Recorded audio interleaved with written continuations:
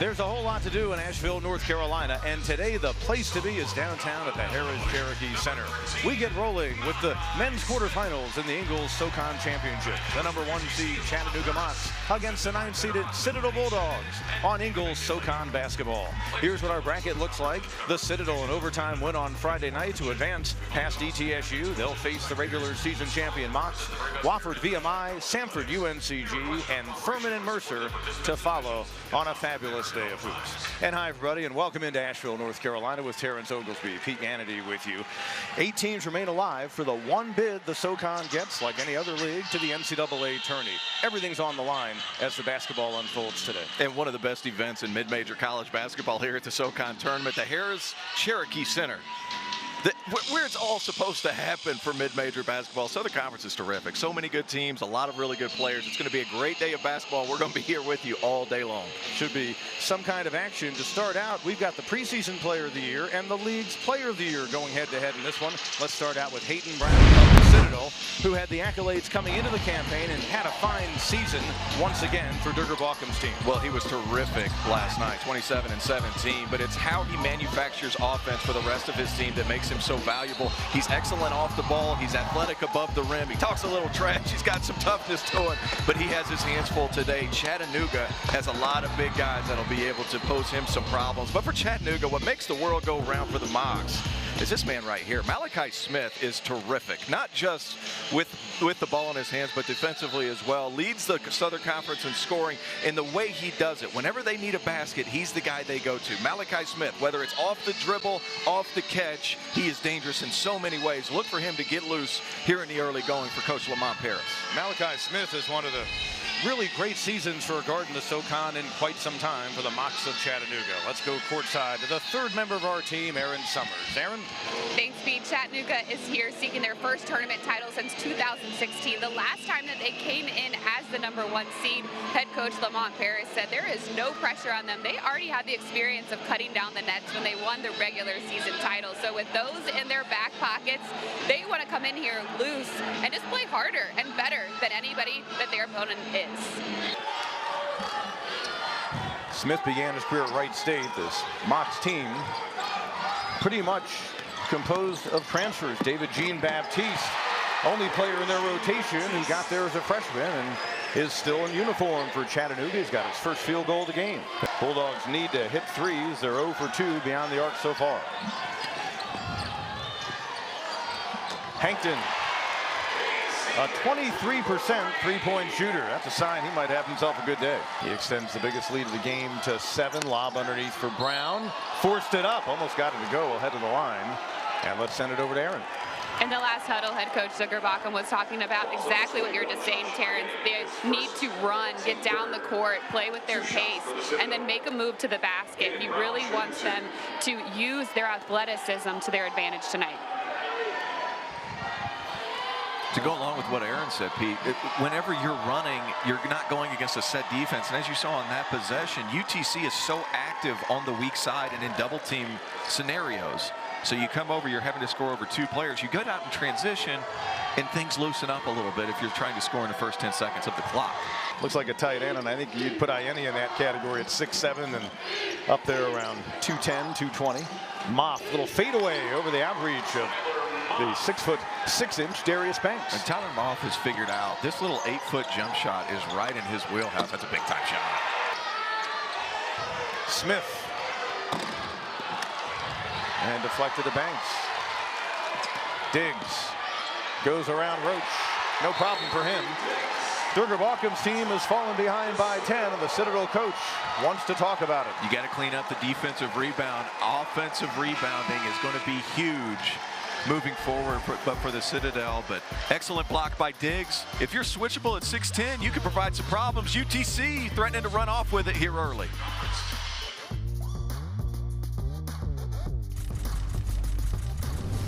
The men's men's tournament action here at the Socon tournament in Asheville. The Mocs are up 21-11 over the Citadel, and head coach Lamont Paris said the feeling of winning the regular season championship was incredible. It showed the growth of this program and was such a rewarding and fulfilling feeling. He said it wasn't always easy and he couldn't always see the light, but you stuck to the plan and you continued to improve by recruiting. The guys in the program are much more familiar with what he wants to accomplish and what he expects, and then all of a sudden you have this product, this winning program, and he said it's just so rewarding to look out at a gym and see all of the fans and the support and the crowd that was there when they won that title just a week ago, guys.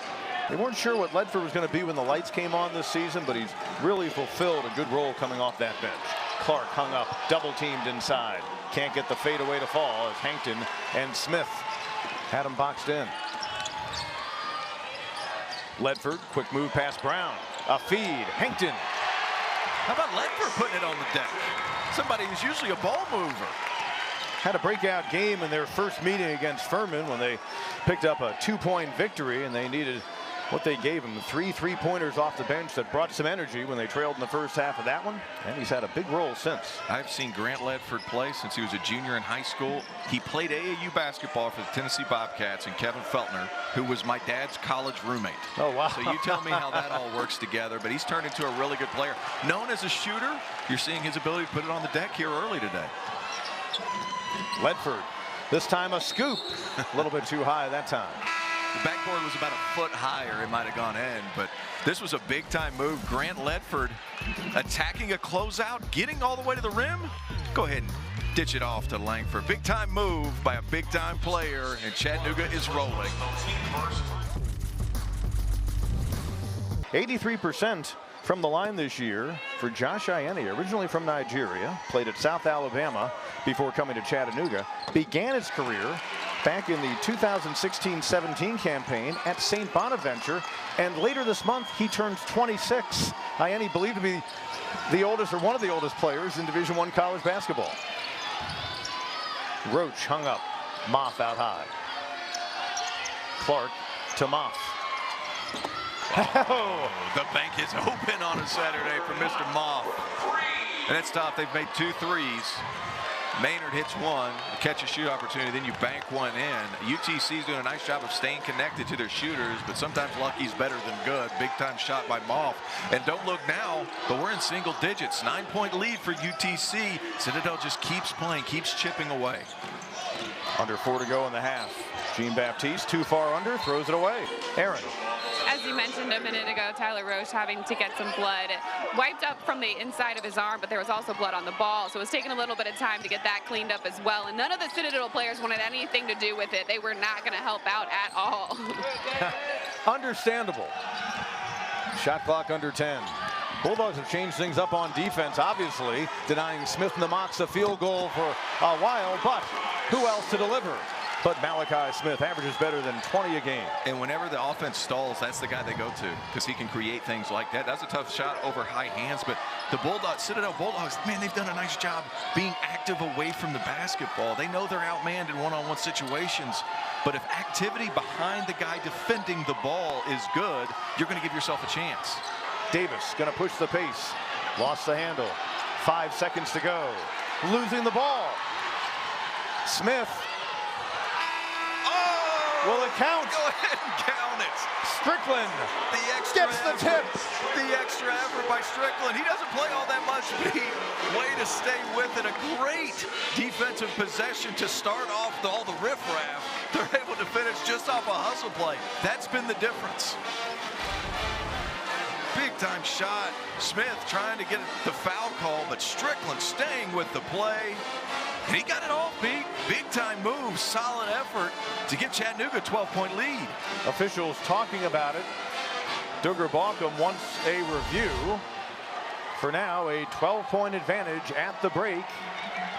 And right now, Lamont Paris also talking with one of the officials, Chase Shaw.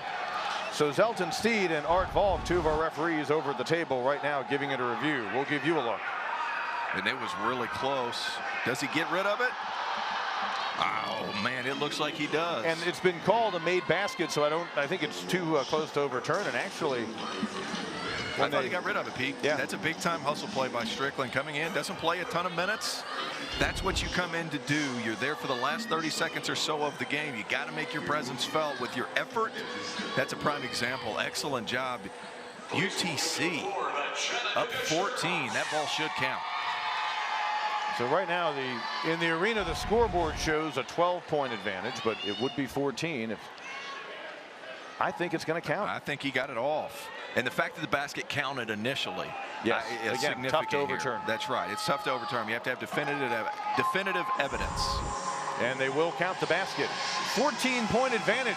Maybe she's reporting the score to one of the news services. In any case, Tata Strickland giving us a big-time highlight to close out the first half. And here's Aaron with the Mocs head coach, Lamont Paris. Coach, you were able to get Citadel out of their rhythm early in this ball game. What do you need to do to continue that? Get back to a couple defensive principles. I think we gave an offensive rebound that they scored on. Made a couple mistakes defensively, but we got some good stuff in transition. I thought that was good, which only happens after you either force a turnover or get a stop. So just playing basketball, play loose and play basketball. But for us, it all boils down to what we do on the defensive end. Sylvia DeSouza got 3 early fouls in this ball game. How did that change the game plan? Yeah, luckily we have some good depth, and we're able to put some guys in there that can play. So we're fortunate. He'll be fresh and rested for this half, but we need to be able to get the ball inside to him. He's a load in there and does some really good stuff for the offensive glass for us. So he'll be fresh in the second half, and we'll look to get him some touches. All right, thanks, Coach. Thank you.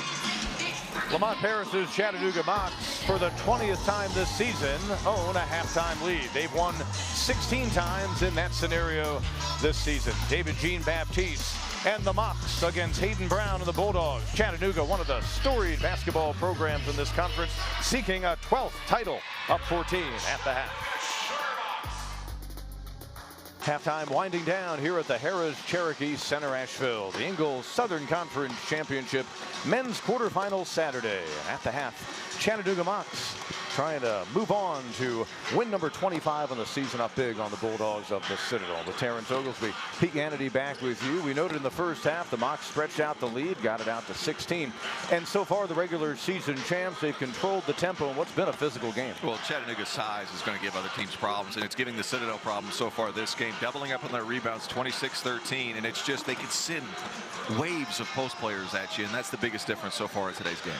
And first half, they sent waves, led by Malachi Smith or David Jean-Baptiste, the inside guys. Silvio DeSouza before he had foul trouble. Hayden Brown and the Bulldogs doing their best to match the physicality. Well, he's the one player for the Bulldogs that's physically able to keep up, and he's been pretty good so far this game, just doing the little things before getting the basketball, establishing deep post position and doing things like that. But on the other end, Malachi Smith, he's been good. He hasn't been his typical self, only 3 of 9 from the field, but he still shows the ability to get wherever he wants with the basketball in his hands. He's had to play through some physicality.